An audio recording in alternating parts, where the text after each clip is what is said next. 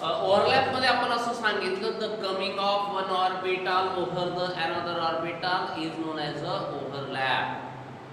Overlap हा ऑर्बिटलचा होतो. Orbital हे एस, पी, डी आणि एफ आहेत. त्यापैकी एस आणि पी ऑर्बिटल्स आपण पाहिले आणि आपण एस डॅश एस ओव्हरलॅप पाहिला. आज आपण एक महत्त्वाच्या पॉइंटला जाणार आहोत आणि हा दुसरा पॉइंट आहे आपला पी डॅश पी ओव्हरलॅप. आणि हा पॉइंट जो आहे हा एक्सप्लेन करत असताना व्याख्या बघा आता. It is the overlap between, हा ओव्हरलॅप आहे कशामध्ये आहे, between P orbital of one atom with p orbital of another atom. It is the overlap between p orbital of one atom and p orbital of another atom. आता overlap म्हणजे एक orbital दुसऱ्या orbital वर येतोय. मग असं होत असताना एका ॲटमचा पी ऑर्बिटल आणि दुसऱ्याचा पण पी ऑर्बिटल असेल तर या प्रकारचा ओव्हरलॅप होतो. इथे आपण एक्झाम्पल पाहूया. एक खूप सुंदर एक्झाम्पल आहे F2 मॉलिक्युल. बॉन्ड तयार करणार इलेक्ट्रॉन शेवटच्या कक्षेतला. मग 9 नंबरचा फ्लोरीन 1s2 2s2 आता 4 झाले. आता उरलेला भाग बघा. आता 2px 2py 2pz 1 2 आणि 2. अनपेअर्ड आणि पेअर्ड मधला फरक मी समजून सांगितला होता. एक बॉन्ड म्हणजे किती इलेक्ट्रॉन, 2 म्हणजे पेअर का पेअर पेअर. मग बॉन्ड तयार म्हणजे बॉन्ड म्हणजे पेअर्ड इलेक्ट्रॉन. मग जे पेअर असतील ते बॉन्ड तयार करायला भाग घेतील का, नेहमीसाठी कन्सेप्ट लक्षात ठेवा, कधीच नाही. मग ज्या वेळेला बॉन्ड तयार होतो त्यावेळेला फक्त आणि केवळ अनपेअर्ड इलेक्ट्रॉनच भाग घेतो. मग आता इथे एकच अनपेअर्ड इलेक्ट्रॉन आहे, शेवटचा इलेक्ट्रॉन पी ऑर्बिटल मध्ये आहे. आणि म्हणून एक सुंदर एक्झाम्पल आपल्याला पाहायचं आहे बघा, लक्षात घ्या. आता फ्लोरीनचा मॉलिक्यूल बॉन्ड तयार करत असताना काय करावं लागलं, 2 फ्लोरीनला एका समोर एक घ्यावं लागलं.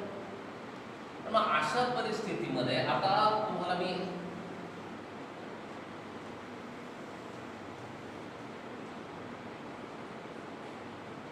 हा भाग दाखवला होता.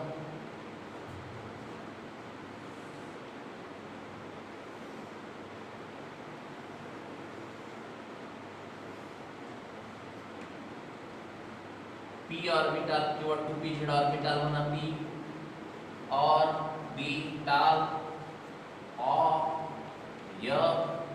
एटम हा पण आहे पी ऑर्बिटल ऑफ एटम. मग आता याचा इलेक्ट्रॉन आपण दाखवला या पद्धतीनं, हा एक इलेक्ट्रॉन, याचा इलेक्ट्रॉन दाखवला या पद्धतीनं.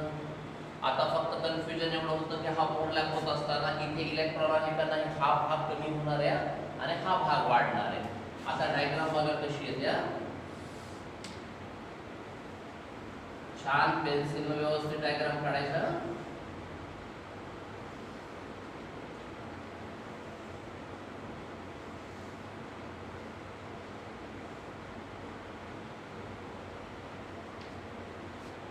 थोडं कन्फ्युजन होतं आणि हा भाग एवढा मोठा होता, पण याच्यामध्ये ज्या भागाचा वापर होत नाही तो कमी झाला.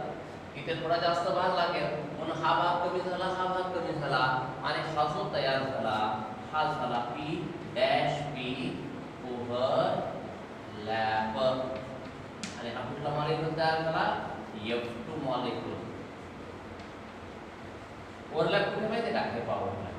म्हणजे ओव्हरलॅप झाल्याशिवाय कुठलाच कोव्हॅलंट बॉन्ड तयार होणारच नाही. आलं लक्षात. स्टॉप करायचं आणि व्यवस्थित डायग्राम पेन्सिलच्या सहाय्याने लिहायची, व्याख्या लिहायची, इलेक्ट्रॉनिक कॉन्फिगरेशन लिहायचं. आला पूर्ण पॉइंट. तर या पॉइंटचा आधार घेता तर मी वाटल्यास इथं तिसरा पॉइंट करू का, म्हणजे तुम्हाला बरोबर एकाच पद्धतीने येईल. म्हणजे हा पॉइंट दाखवत असताना ज्या कंडिशनचा वापर आपण करतो तो भाग लक्षात घ्या. किंवा ठीक आहे, तुम्ही एकदा स्टॉप करून बघा. मी काय करतो, काढून टाकतो, कारण कसं आहे सगळं व्यवस्थित दिसलं पाहिजे. ठीक आहे. मग आता डायग्राम्स ह्या पहिल्यांदा तुम्हाला आलेल्या आहेत 10वीच्या नंतर. अशा प्रकारच्या डायग्राम्स तुम्हाला बायोलॉजी मध्ये जास्त येतात, फिजिक्स मध्ये थोड्या कमी स्वरूपात असतात. आणि अशा डायग्रामॅटिक रिप्रेझेंटेशन आपण आज पुढे जात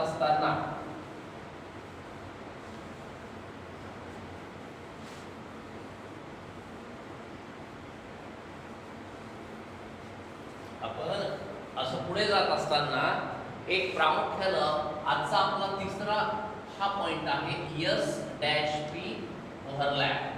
आता मॅक्झिमम जणांचे हे पॉइंट्स आता हे पाठ करून जायला पाहिजे. It is the overlap between s orbital, हा बघा आता, S orbital of one atom with p orbital of another atom. आलं लक्षात? या पद्धतीने आपण देत असताना आपलं एक्झाम्पल जे असेल हे एक्झाम्पल असेल HF मॉलिक्यूल.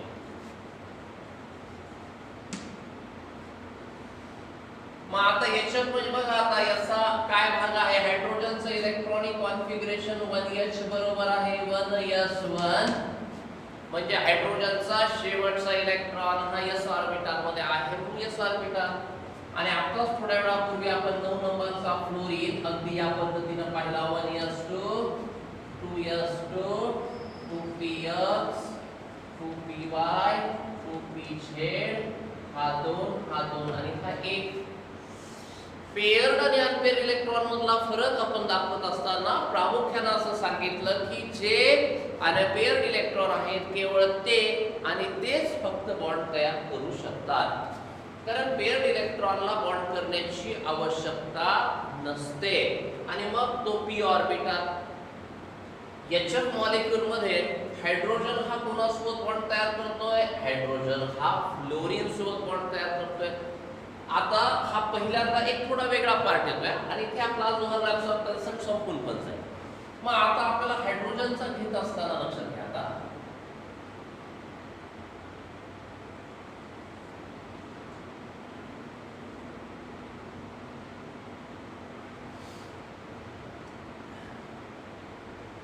मध्यभागाला न्यूक्लियस दाखवा, हायस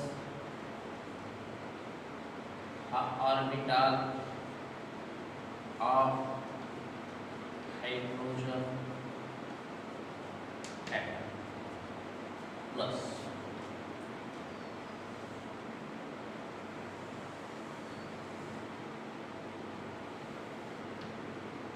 याचा इलेक्ट्रॉन आपण क्लॉकवाइज दिशेने दाखवूया. थोडं व्यवस्थित पॉइंट सांगतो मी तुम्हाला. याचा इलेक्ट्रॉन हा अँटी क्लॉकवाइज दाखवला. आता एरवी एस ऑर्बिटल आपण फार मोठा काढतो, त्याच्यापेक्षा छोटा आहे, काढताना आपण असं दाखवायचं. आता आपण ओव्हरलॅप दाखवायचं तसा, आणि हा ओव्हरलॅप दाखवत असताना कसं आहे, एसचा आकार असा एकदम मोठा नाही दिसला पाहिजे.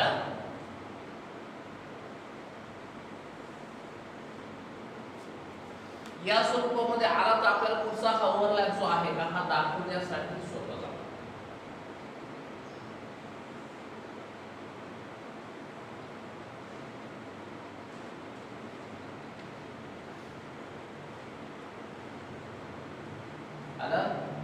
डायग्राम पेन्सिलचा वापर करत असताना व्यवस्थित आणि छान पद्धतीच्या डायग्राम काढायच्या. S dash P over lap आणि हा तयार झाला एच य मॉलिक्यूल. काय व्याख्या केली बघा रे, it is the overlap between s orbital of one atom p orbital of another atom. Example, HF molecule. हायड्रोजनचं इलेक्ट्रॉनिक कॉन्फिगरेशन 1s1. 9 नंबरचा हा जो फ्लोरीन आहे हा 1s2 2s2 2px2 2py2 2pzy. आता एक बेसिक कॅरेक्टरिस्टिक एक शेवटच्या पॉइंट मध्ये आपण लक्षात घ्या. आता काय झालं किंवा इथे एक डायग्राम दाखवण्याच्या ऐवजी हा हायड्रोजन हे दोन्ही इलेक्ट्रॉन, हा फ्लोरीन हे दोन्ही इलेक्ट्रॉन, हा हायड्रोजन हा फ्लोरीन हे दोन्ही इलेक्ट्रॉन. आता प्रामुख्याने एक गोष्ट महत्त्वाची आहे आणि ती अशी आहे की भागीदारी म्हणजे शेअरिंग, ही शेअरिंग प्रत्येकाने एक एक इलेक्ट्रॉन दिला. हे मध्यभागाला इथं याला एक दिला त्याला एक दिला. ते जागा बघा ना, जागा ठेवली दोघं. याची थोडी एक सोपं उदाहरण सांगू का? आपण घर बांधत असताना घराच्या भोवती जे कुंपण टाकतो त्याला आपण कंपाऊंड वॉल असं म्हणतो किंवा वॉल कंपाऊंड असं म्हणतो.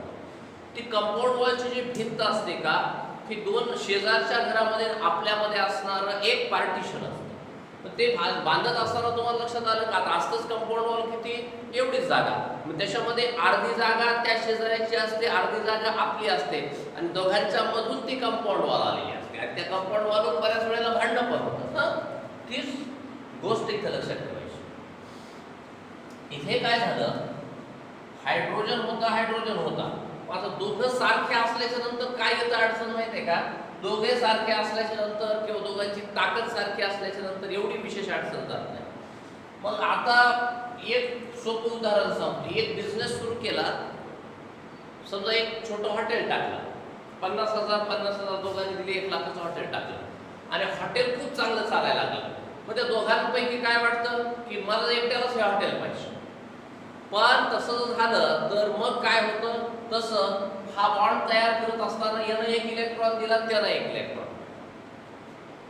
मग या हायड्रोजनला वाटतं हे माझ्याकडे यायला पाहिजे, या हायड्रोजनला वाटतं ते माझ्याकडे यायला पाहिजे. अशा परिस्थितीमध्ये दोघांची ताकद सारखी असल्यामुळं ना त्या हायड्रोजनकडे जातो ना या हायड्रोजनकडे येतो. मग ते मध्यभागीच राहतात. मग इथं काय झालं, फ्लोरीनकडे, या फ्लोरीनला वाटतं माझ्याकडे यायला पाहिजे, याला वाटतं माझ्याकडे यायला पाहिजे.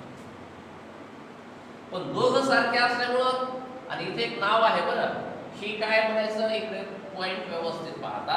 शेअर्ड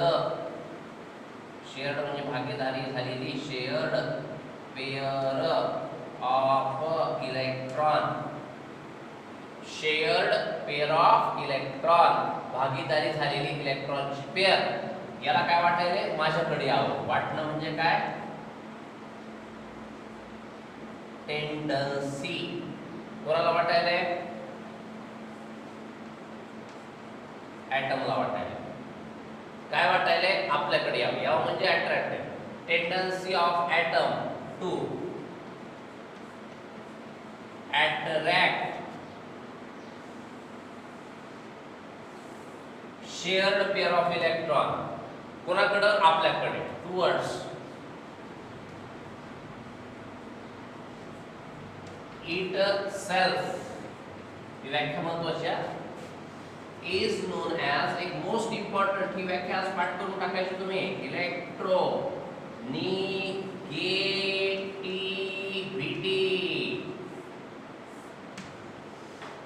भागीदारी जेव्हा होते तेव्हा भागीदारी झाल्याच्या नंतर शेअर झालेली इलेक्ट्रॉनची पेअर मलाच भेटावी असं वाटणं म्हणजे इलेक्ट्रॉनिक मोस्ट इम्पॉर्टंट सांगतोय तुम्हाला. Electronegativity, tendency of an atom to attract the shared pair of electron towards itself is known as electronegativity. त्या दोघांची इलेक्ट्रोनिगेटिव्हिटी सारखी आहे म्हणून ती पेअर मध्येच आहे. या दोघांची इलेक्ट्रोनिगेटिव्हिटी सारखी आहे म्हणून ती पेअर मध्येच आहे. पण इथे दोघांची इलेक्ट्रोनिगेटिव्हिटी सारखी नाही. फ्लोरीनची इलेक्ट्रोनिगेटिव्हिटी जास्त असल्यामुळे तो ताकद लावून ओढतो. पण हायड्रोजन सर्वच देईल का, नाही. मग मध्यभागापासून थोडीशी ती पेअर फ्लोरीनकडे जाते. किती, थोडीशी. मॅथमॅटिक्स मध्ये कन्सेप्ट आहे. आणि म्हणून थोडा इलेक्ट्रॉनवर चार्ज कोणता, निगेटिव्ह. मग हा निगेटिव्ह चार्ज काय होतो, हा थोडासा येतो. हे चिन्ह पार्शियलच आहे. पार्शियल म्हणजे अर्धवट, पूर्ण नाही. मग आता ते इलेक्ट्रॉन तिकडे गेल्यामुळे याच्या डोक्यावर पार्शियल पॉझिटिव्ह आहे. आता तुम्हाला आठवतं का मॅग्नेटची अवस्था जर पाहिली आपण तर मॅग्नेटला असं म्हणतो आपण साऊथ पोल नॉर्थ पोल. मग इलेक्ट्रिसिटी मध्ये देखील दोन पोल आठवतात का तुम्हाला, एक एनोड एक कॅथोड असं नाही वाटलं तर एक प्लस आणि एक मायनस. मग पोल तयार झाले आणि हे पोल का तयार झाले, मोस्ट रिस्पॉन्सिबल फॅक्टर इलेक्ट्रोनेगेटिव्हिटी. आणि हे तयार झाल्यामुळे हा मॉलिक्यूल जो आहे हा कसा झाला पोलार. याच्याविषयी मी नंतर चर्चा करेन. इथे पोल नसल्यामुळे हे कसे झाले नॉन पोलार. खूप महत्वाचा कन्सेप्ट आज आपण एक्सप्लेन केला.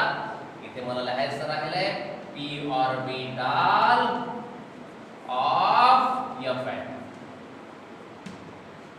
ठीक, छान व्यवस्थित कंप्लीट लिहायचा पॉइंट. याचाच पुढचा पॉइंट खूप सुंदर पॉइंट आपल्याला पुढच्या लेक्चर मध्ये घ्यायचा